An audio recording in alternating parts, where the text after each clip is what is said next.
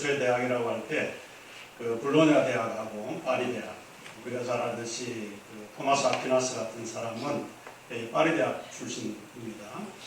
그 파리 대학이나 또 볼로냐 대학 이 최초의 교과목을 한번 살펴보면 학부 과정을 마치려고 하면 이제 세 과목을 이수를 해야 돼요. 문법, 논리학, 수사 이 세 과목을 이렇게 해야 되고, 석사 과정을 마치려고 하면 산수, 기하학, 그다음 천문학, 음악 또 잘해야 되는데 음악을 이수를 해야 돼요.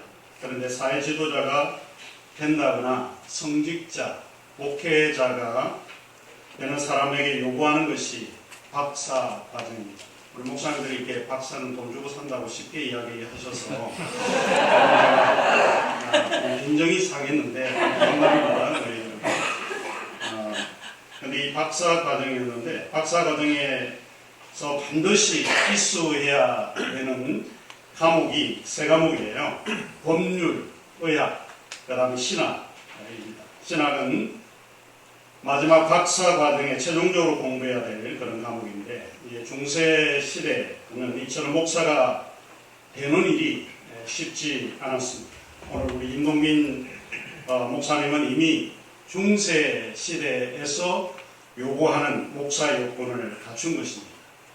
우리 시대의 상황을 보면 이 목사의 조건이 부수하고 굉장히 쉽게 안수를 받는 그런 경우가 있는데, 그런 것에 비춰보면 굉장히 훌륭한 목사가 되리라고 확신을 합니다.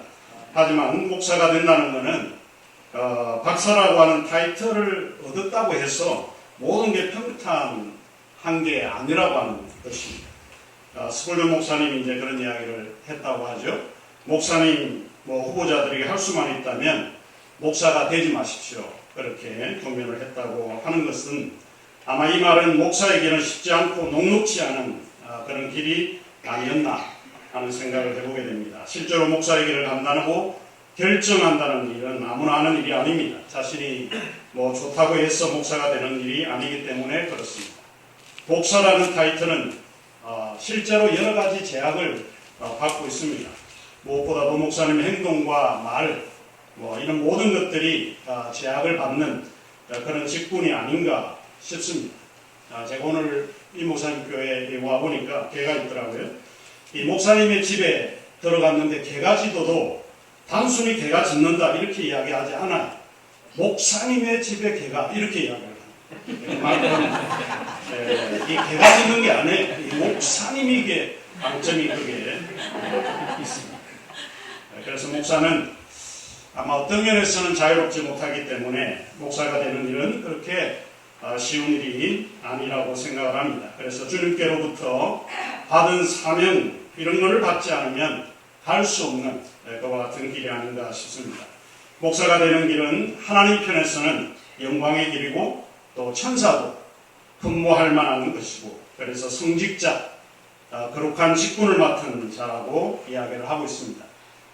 잔 칼빈이라고 하는 종교개혁자인 그는 그의 기독교 강요에서 목사의 직분을 성직으로 이렇게 규정을 하고, 성직은 우리 사회의 최고의 존경을 받으며 가장 훌륭한 일로 인정받아야 한다 그렇게 기록을 했습니다. 목사에게는 분명히 영광의 길입니다. 하지만 사람의 편에서는 그야말로 고난의 길이 아닌가 싶습니다.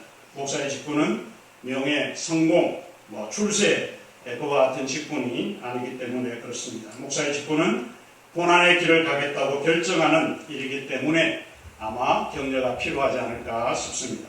바울이 말한 바와 같이 나의 달려갈 길과 주께 받은 사명, 곧 하나님의 은혜의 복음 전가하는 일을 마치려 하면은 나의 생명을 조금도 귀한 것으로 여기지 아니하노라 라고 하는 바울의 말씀이 오늘 우리가 생각나게 합니다. 그러므로 임동빈 목사님이 달려갈 길, 또 주께 받은 사명을 꼭 기억하시기를 바라고 이 초심의 마음으로 목사의 직분을 잘 감당하시기를 부탁드립니다. 감사합니다.